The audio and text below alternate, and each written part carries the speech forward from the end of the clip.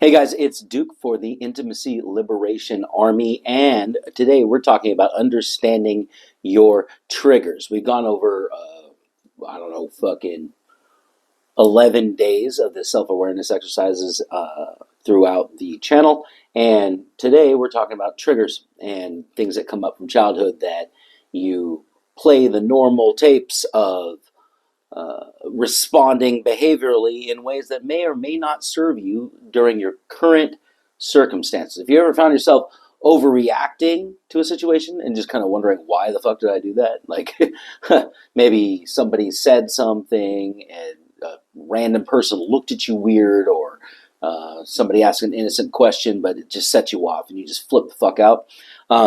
Those moments often stem from emotional triggers, deep-rooted responses that are tied to your past experiences, your childhood stuff, interactions with your caretakers, and unresolved emotions, like things that you haven't figured out the why you played victim to or whatever. Really, what we're getting to with the self-awareness thing is the foundation of emotional mastery, or building what I would refer to as emotional resilience. We're going to go super deep on resilience at some point later this year, but your ability to sort of take what's going on with life and transmute it into something that's useful for you, rather than feeling victimized by it or taken your knees out, taken out of the knees from it. Those skill sets are something that you can build to take on the suffering and the trauma in life. If you understand your triggers, it's a super crucial step into building the self-awareness that you need so that you can, instead of dealing with your own internal problems, start to solidify and make a foundation out of that. And then you can reach out into the world, start feeling other people's emotions and doing things in co-create a way that can be generative and create interactions and things that are greater than you and greater than your situation. If you identify what sets you up, what makes you flip out, then you can manage your emotions, you can manage your reactions. Man, I can't talk today. You can manage your reactions and the behaviors that you choose when you flip the fuck out. You can just sort of hit pause, look at the gap in there, and try to make a better choice, and in that way constantly grow. This is obviously going to improve your relationship. It's going to help you communicate. It's going to help you get your goals accomplished, especially the goals that require other people to co-create things with you. And this guide, the exercises in the workbook that's going to come with this, and the video and all the audio stuff that comes along with it, is going to help you navigate those emotions and give you some practical tips and healthier ways to respond to all the shit that you're doing. What else do I write here? Okay, what are emotional triggers? Okay, emotional triggers are situations, words, actions that provoke a strong emotional response from you. Some of our triggers we'll always have, right? I've moved towards more of a secure attachment style as I've grown up and gotten wiser and done a lot of self-development work. When I came from a super anxious attachment style, my biggest problem and biggest fear was being abandoned by people. I just assumed everybody was going to leave me and they're always going to let me down and all this stuff. And that's a typical anxious attachment style thing to do because of some childhood bullshit. And when people give me disdain, rejection, and act like they're going to leave my life, I still feel the trigger. I still feel the emotional, like, oh man, I hope they don't leave. But after going through a lot of the self-development processes, and then going in and out and seeing things time and time again, and how people act and interact and how they act in their self-interest and all that stuff, I stopped judging that thing, and I stopped being personally offended and betrayed by that kind of stuff. Like I said, I think your triggers are going to be there forever, but what you choose to do in response is something that you can fully control, and you can also fully control the outcome of the behaviors that you choose. So if I choose not to flip out and blame somebody and feel all betrayed and everything, even though I'm feeling loss, which is more clear of what I feel when people leave my life, then I don't have to experience all the negative effects of having to demonize them and other them and wonder if I'm good enough and all that other bullshit that came on when I was more anxiously attached. And so what else is right here? Okay, so types of triggers. So we have personal triggers, like feeling ignored, disrespected, betrayed, kind of stuff. Situational triggers, like conflict or rejection. We did the whole thing about conflict with your partner yesterday.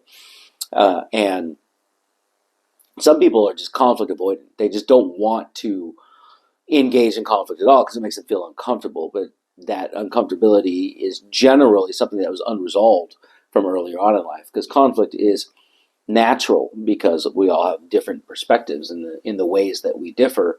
It's pretty pronounced. So situationally, as long as you're dealing with other people, you're going to deal with conflict. And if that triggers you, then perhaps you can choose different behaviors so that you can handle it with more resilience.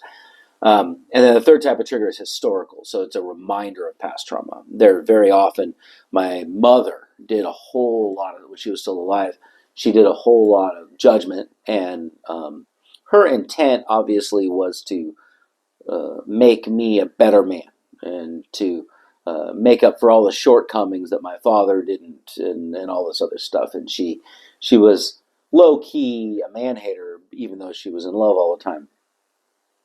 And so she didn't want me to become the evil, dastardly, othered,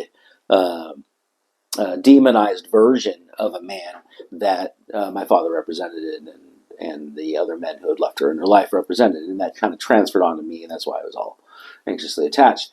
And the she would be so judgmental, and so like she would go, what was the word? Like overbearingly judgmental, but her responses were not commensurate to the situation. So she caught me doing something that she thought was, in the evil man realm, she would flip the fuck out and go super guilt trippy, super, depressed for days because I'm such a horrible human and all that, whatever, right? And I took that into my relationships as I grew up. When I got my first real hardcore relationship, I ended up, sorry, one of my clients is texting me right now. I guess he's in the middle of a nightclub, not feeling like he has the right energy. Anyway, I would feel like super guilted, super, my actions caused her pain, and she was. So when I took that into my, older relationships, I started seeing the same patterns. Obviously I was attracted to the sort of Freudian, mother energy that I was growing up with. And so I was dating these girls who were very similar in their ability to blame and be a victim and guilt trip and use that as manipulation to make sure they're controlling the world. And on a broader scale, because I was so anxiously attached, I was actually attracted to the avoidance. And I saw some things that would happen in like little micro expressions in my girlfriend at the time, her face, and then I would immediately go back to childhood and when my mother did that and future project all this, like, days of depression and manipulation and guilt tripping and all that stuff. And sometimes the people that I was dating weren't like that. They just had these similar facial mannerisms, and I would catch it and I would go down that rabbit hole of like, I'm triggered, now I have to behave in a way to defend myself against the guilt tripping and all this, whatever. And they were like, I didn't say any of that. Weirdo. And so I actually ended up destroying some relationships with pretty securely attached women because I was sort of projecting that and going back to my historical trauma. And so 3 types of emotional triggers: personal, situational, and historical. And why those matter is they influence how you react in the moment, right? You get all fight or flight, freeze, and you're like, you can totally impact your mental, emotional well-being by making you behave poorly and make you stress out for shit that isn't necessarily currently assaulting you. It's no longer a threat, but when you were a kid, it was a threat, and then now you just sort of map it to that until you map it to something else. Um, so let's do this one. Signs you're being triggered. Yeah, signs you're being triggered. So first, okay, I didn't number these, so I confused myself. Signs you're being triggered. You're feeling an intense emotional reaction disproportionate to the situation. And sometimes in your own ego, it's very difficult to figure out what's disproportionate and what's not. Like, I have to lash out at anybody who betrays me. It's like, yeah, maybe, but what are you protecting yourself against? Being betrayed in the future by the same person? No, you could just cut them off and not be betrayed by them again, right? Like, it's not that difficult. So it could be disproportionate to the situation, but it's hard to see that without bouncing that off of other people. Other signs are physical symptoms like a racing heart, fast, like, right? Or you sweat, or you have like tension in your shoulders, or you're locked up, you're grinding your jaw, stuff like that. A sudden urge to withdraw, lash out, or defend yourself. Okay, so like withdrawing and closing in, stonewalling, and that kind of stuff happens more with the avoidance, and the defending yourself and lashing out in defense is also it's with both parties, but the anxious does a lot of the justifying. No, this is why. No, you have to understand why, where I'm coming from. You have to do all that stuff. Another sign is recurring patterns in your reactions across different situations. Yeah, so I used to be like really chip on the shoulder, like just fucking angry at everybody because I assumed that everybody was going to betray me at some point. And so I would be in a perfectly decent social group and I would hear something that made me feel like I wasn't being included, and then I would just fucking lash out at everybody, which, funnily enough, made me not included anymore because nobody wanted to deal with that kind of conflict. And so if you don't know what being triggered, we all know what being triggered means. We can feel it. It's visceral. But if you don't know, it's feeling intense emotional reaction, physical symptoms. Sometimes people get sick, like stomach pains, and sudden urge to withdraw, some sudden urge to defend yourself, lash out at people, and watching those patterns recur over time. Right. If you want to identify your emotional triggers, which is the point of this video, is you want to reflect on all the past interactions that you had that made you react in a similar way. So, like in a dating scenario, there'll be times, many of my clients, they'll be on a date and then a girl will say something like, you should buy the thing, or you should pick me up, and I'm not going to change the time for you, or whatever. And they immediately go, nope, fuck that. I'm not going to put up with that shit. And I'm not going to go fucking out with a girl who wants to talk to me like that. And they're projecting all the stuff from their childhood onto the woman that they're talking about. And it could just be that she had another plan half an hour beforehand and she wasn't able to move it, but she didn't say it in a very clear way, so you flip the fuck out, right? Because you assumed all this other stuff. You can go back over the patterns where you flip out on people and see what was similar between all the different patterns. You can be like, okay, what happened? How did I react? What might have caused the reaction from the inside? You want to ask yourself, what happened? Okay, they said that they weren't sure about the relationship, so I assumed they were going to leave me. So I put up a wall and I said, well, get the fuck out then, because I don't want to, you didn't want to work through anything. So if you do that 3 or 4 times and you look back over your memories and you say, okay, what happened? How did I react? And what might have caused a reaction? And then you look back at your childhood, you're like, okay, well, people did leave me. And I had this thing where, Susie in high school, made fun of me in front of all these people, and then because she was a popular girl, I feel like I wasn't going to be accepted by the group anymore, and then I just felt like a social pariah, and then everybody made fun of me for being a nerd, and it was all Susie's fault, right? And I go, oh, fuck, like, Susie was a 13-year-old girl. She didn't know what the fuck she was doing. I was a 13-year-old dude. Like, I didn't know what the fuck I was doing. Right? Like you can put that thing in perspective and be like, okay, what might have caused the interaction? Oh, yeah, I felt abandoned and socially outcast at the time because of this type of rejection. But it doesn't necessarily need to translate into all areas of my life nowadays. There are plenty of groups of people who do like me. There are plenty of groups of people who don't like me. There are plenty of girls just like Susie who grew up and they like me quite a bit and they allow me to be inside of them. And there are girls like Susie who just grew up and they don't like me at all and I'm not their type. So going back and looking at the past reactions that you had will give you some clarity on what your current reactions are based on. And then you can choose whether or not to keep them because they're still serving you or toss them out the window because they don't serve you anymore, right? That's the first thing. To identify your emotional triggers, reflect on your past interactions, and do some research. Right? What caused this shit?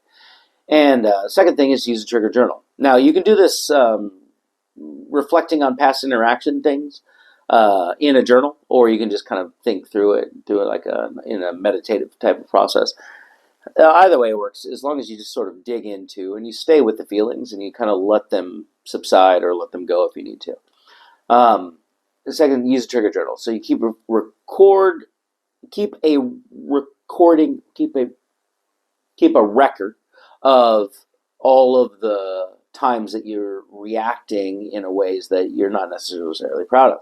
And you just include the details. This is what happened. This is what my reaction was. Any physical sensations you might have had. I've been studying Van der Kolk a lot and Peter Levine and all those guys who went into somatic trauma stuff. And that's really useful. Like figuring out kind of where in the body it is. Like it's an easy map to see that pattern when it reoccurs. Also in hypnosis, when I got trained, we did a lot of visualization of bodily sensations and then changing the emotions behind them by virtually changing them up. One guy, I was at the top of one of the nightclubs in New York, and he was just experiencing almost a panic attack level of anxiety. And so I did from the NLP stuff what I learned in the hypnosis is I led him through a body sensation scan where I was like, okay, where is it? Where is it tight? What's it doing? What color is it? How is it moving? All right, can you move it in the other direction? Can you slow it down? Can you speed it up? Can you make it bigger? Can you make it smaller? And he was going through this visualization and he was able to change the way he felt based on his understanding of the body sensation. And then I eventually had him forcefully cough it out of his body, this thing that was locking him up and making him feel all panicked. And then he did the whole thing. He spit it out, and then he was like, everything's gone. It feels so much better. And he was able to approach girls and have some fun interactions that night. And that's part of the training when you go through hypnotherapy training. But understanding the body and the physical sensations, where the triggers feel. A lot of times it'll be tight in your shoulders, or right in your chest, or in your throat, or your eyes are locked open because you're like fight flight. And if you take a mental note of where that is, when those things happen again, you understand the state that you're in, and you're able to dissect it when you go through this. Okay. And then over time, as you keep in the journal, just look for patterns and themes, just like I was talking about in the meditation earlier, where you go back and you sort of dig in and try to figure out what happened. You say,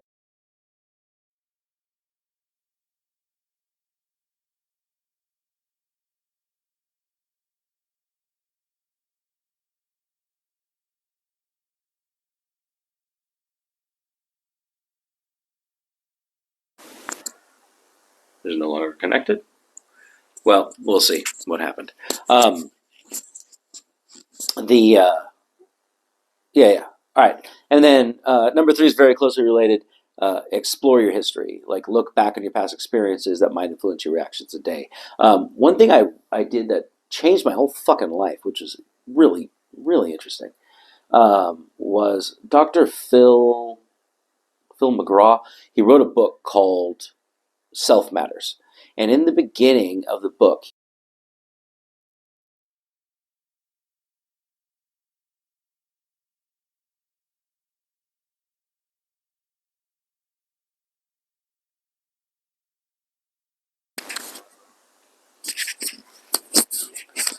So basically, in the beginning of the book, he walks you through all of your crazy childhood experiences and all of your traumatic stuff, and he makes you go through the details and go through the memory of them so that you can kind of release and let them go, and reframe them in the context that they're supposed to be in.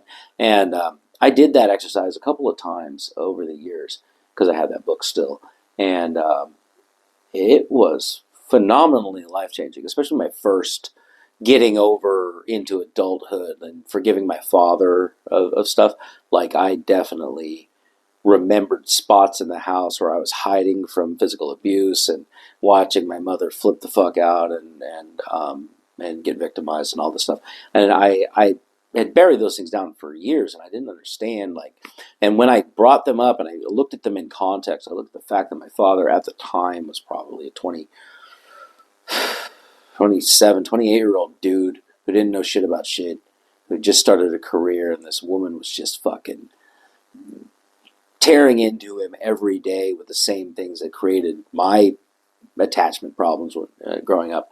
I began to understand that. I didn't condone him for bailing on me and leaving, right? When my parents got divorced, but I understood things from his perspective and why he made the choice that he did. Now, would I ever leave my child to fend for himself with a crazy woman uh, and just hit pause on my interaction with him for years? No, probably not.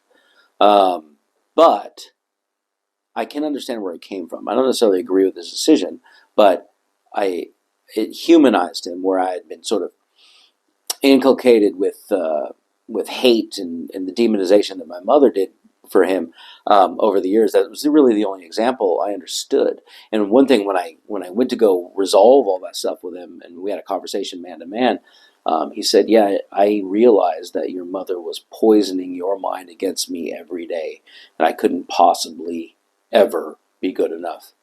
And it was just an extension of her to hurt me when she sent you off with me and with the messages that she was sending." And I was like, yeah, I understand, right? Now,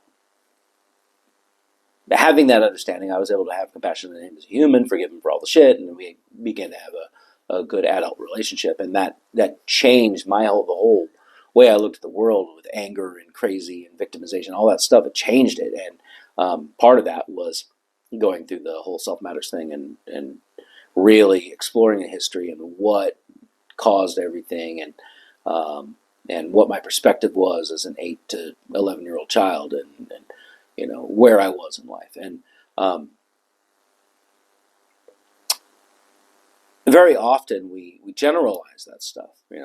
Let's say you're rejected in childhood, you could map that to any sort of criticism as an adult. You start to feel that sort of ostracization or isolation, and then react because of it, right? So those are 3 ways to explore your triggers and get some self-awareness around that. Uh, let's cover this stuff tomorrow, managing your triggers with self-awareness. This is, too much. Okay, so, ways to, what was the word?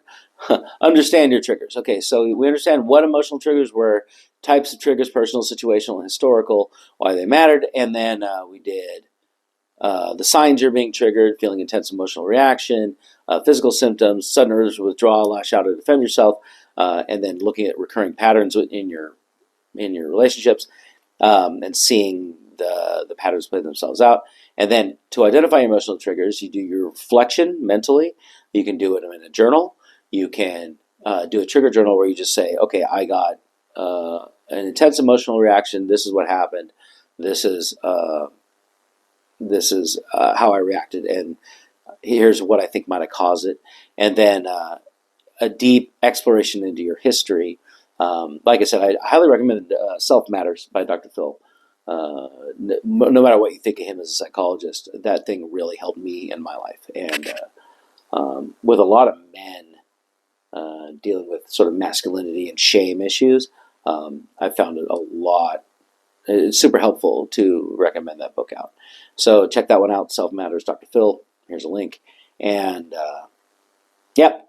So tomorrow we're going to talk about managing your triggers and self-awareness and a couple of tools. I'm always giving you, tools and things that you can do to handle that shit, and I'll do that tomorrow. And yeah, otherwise, sign up for the book and the online course that's going to come out dealing with self-awareness and triggers and dealing with emotional resilience in the link below. You can do a pre-order and it's going to be a super discount. I haven't put the page up yet, but by the time this goes up, it probably will be there. And otherwise, I'll see you guys tomorrow. Thanks for joining in. If you got any questions, just hit me up on Instagram, at Duke Delate. And I'll see you guys then. Yeah, stay awesome.